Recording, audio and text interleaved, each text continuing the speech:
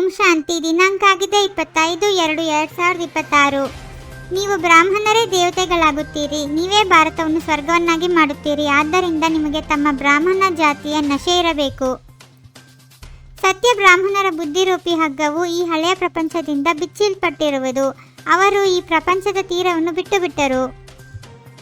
ಸತ್ಯ ಬ್ರಾಹ್ಮಣರೆಂದರೆ ಕೈಗಳಿಂದ ಕೆಲಸ ಮಾಡುತ್ತಾ ಬುದ್ಧಿಯಿಂದ ಸದಾ ತಂದೆ ನೆನಪಿನಲ್ಲಿರುವವರು, ಅರ್ಥಾತ್ ಕರ್ಮಯೋಗಿಯಾಗಿರುವವರು. ಬ್ರಾಹ್ಮಣರು ಅರ್ಥಾತ್ ಕಮಲ ಪುಷ್ಪ ಸಮಾನರು.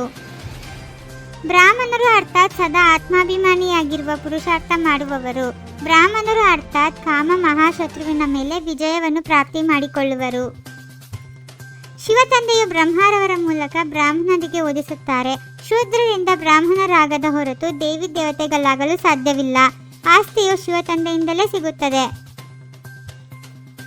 ನಾವು ಬ್ರಾಹ್ಮಣರಾಗಿದ್ದೇವೆ. ಬ್ರಹ್ಮರವರ ಮೂಲಕ ತಂದೆಯಿಂದ ಆಸ್ತಿಯನ್ನು ಪಡೆಯುತ್ತಿದ್ದೇವೆ. ಆದ್ದರಿಂದ ಎಷ್ಟು ಸಾಧ್ಯವೋ ನೆನಪು ಮಾಡುತ್ತಾ ಇರಿ. ಬಳೆ ಚಿತ್ರವನ್ನು ಇಟ್ಟುಕೊಳ್ಳಿ, ಆಗ ನೆನಪಿರುವುದು.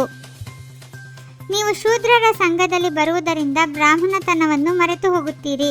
ಬ್ರಾಹ್ಮಣರಂತೂ ದೇವತೆಗಳಿಗಿಂತಲೂ ಶ್ರೇಷ್ಠರಾಗಿದ್ದಾರೆ, ಏಕೆಂದರೆ ನೀವು ಬ್ರಾಹ್ಮಣರೇ ಜ್ಞಾನಪೂರ್ಣರಾಗಿದ್ದೀರಿ. ಭಗವಂತನಿಗೆ ಸರ್ವಜ್ಞನೆಂದು ಹೇಳುತ್ತಾರೆ. ಅವರು ಎಲ್ಲರ ಹೃದಯದಲ್ಲಿ ಏನಿದೆ ಎಂಬುದನ್ನು ಕುಳಿತು ನೋಡುತ್ತಾರೆಂದಲ್ಲ. ಸರ್ವಜ್ಞನೆಂದರೆ ಅವರಿಗೆ ಸೃಷ್ಟಿಯ ಆದಿ ಮಧ್ಯ ಅಂತ್ಯದ ಜ್ಞಾನವಿದೆ.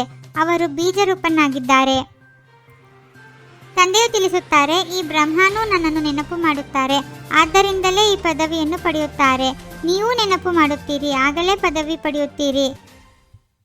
ಇಲ್ಲಿ ಮೊಟ್ಟ ಮೊದಲು ಸ್ತ್ರೀ ಪುರುಷನ ಸಂಬಂಧದಲ್ಲಿ ದುಃಖವಾಗುತ್ತದೆ, ಏಕೆಂದರೆ ವಿಕಾರಿಗಳಾಗುತ್ತಾರೆ. ಈಗ ನಿಮ್ಮನ್ನು ಇಂತಹ ಪ್ರಪಂಚದ ಮಾಲೀಕರನ್ನಾಗಿ ಮಾಡುತ್ತೇನೆ, ಎಲ್ಲಿ ವಿಕಾರದ ಮಾತೇ ಇರುವುದಿಲ್ಲ. ಮೊದಲು ಕಾಮ ವಿಕಾರವನ್ನು ಗೆಲ್ಲಬೇಕು. ಅದೇ ಆದಿ ಮಧ್ಯ ಅಂತ್ಯ ದುಃಖ ಕೊಡುತ್ತದೆ, ಪತಿತರನ್ನಾಗಿ ಮಾಡುತ್ತದೆ. ಪತಿತ ಶಬ್ದವು ವಿಕಾರಕ್ಕೆ ಸಲ್ಲುತ್ತದೆ. ಈ ಶತ್ರುವಿನ ಮೇಲೆ ಜಯ ಗಳಿಸಬೇಕಾಗಿದೆ.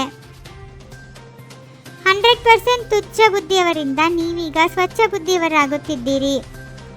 ನಂಬರ್ ವಾರ್ ಪುರುಷಾರ್ಥದನುಸಾರ ತಂದೆಯು ಕುಳಿತು ಓದಿಸುತ್ತಾರೆ. ಕೇವಲ ನೀವು ತಂದೆಯ ಮತದಂತೆ ನಡೆಯಬೇಕಾಗಿದೆ.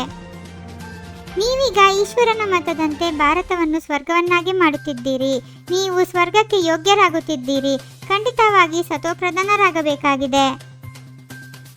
ಬ್ರಾಹ್ಮಣರು ಯಾರು ಪಕ್ಕಾ ಆಗಿ ಬಿಡುವರೋ ಅವರೇ ಹೋಗಿ ಮತ್ತೆ ದೇವತೆಗಳಾಗುವರು. ಇದು ಹೊಸ ವೃಕ್ಷವಾಗಿದೆ. ಮಾಯೆಯ ಬಿರುಗಾಳಿಗಳು ಬರುತ್ತವೆ. ಸತ್ಯಯುಗದಲ್ಲಿ ಯಾವುದೇ ಬಿರುಗಾಳಿ ಬರುವುದಿಲ್ಲ. ನೆನಪು ಮಾಡದಿದ್ದರೆ ಮಾಯೆಯು ಯಾವುದಾದರೊಂದು ವಿಕರ್ಮ ಮಾಡಿಸಿಬಿಡುತ್ತದೆ. ನೆನಪು ಮಾಡದಿದ್ದರೆ ಪೆಟ್ಟು ಬೀಳುತ್ತದೆ. ನೆನಪಿನಲ್ಲಿದ್ದರೆ ಪೆಟ್ಟು ಬೀಳುವುದಿಲ್ಲ. ಇದು ಮಲ್ಲ ಯುದ್ಧವಾಗಿದೆ. ಈಗ ಎಲ್ಲರೂ ದುರ್ಗತಿಯಲ್ಲಿದ್ದಾರೆ. ಜ್ಞಾನ ಕೊಡುವವರು ಯಾರೂ ಇಲ್ಲ. ಜ್ಞಾನ ಕೊಡುವವರು ಒಬ್ಬರೇ ಜ್ಞಾನಸಾಗರನಾಗಿದ್ದಾರೆ. ಜ್ಞಾನದಿಂದ ದಿನವಾಗುತ್ತದೆ. ದಿನವು ರಾಮನದಾಗಿದೆ, ರಾತ್ರಿಯು ರಾವಣನಾಗಿದೆ. ನೆನಪಿನ ಯಾತ್ರೆಯಲ್ಲಿದ್ದಾಗ ನಿಮ್ಮ ಪಾಪಗಳು ಸಮಾಪ್ತಿಯಾಗುತ್ತವೆ.